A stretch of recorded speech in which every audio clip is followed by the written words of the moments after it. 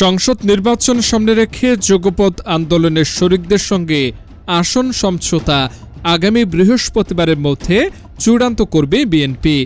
বুধ ও বৃহস্পতিবার শরিক দল এবং জোটের সঙ্গে আলাদা বৈঠক করে আসনের বিষয়ে নিষ্পত্তি টানবে দলটি।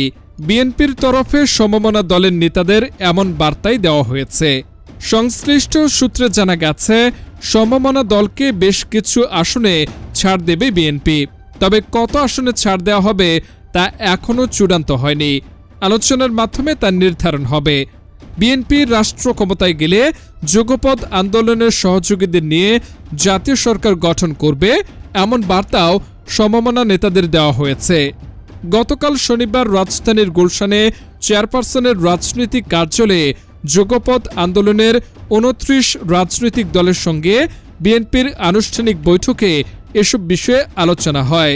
এতে বিএনপির মহাসচিব মির্জা ফখরুল ইসলাম আলমগীর, স্থায়ী কমিটির সদস্য নজরুল ইসলাম খান, আমির খসরু মাহমুদ চৌধুরী ও ইকবাল হাসান মাহমুদ টুকু উপস্থিত ছিলেন।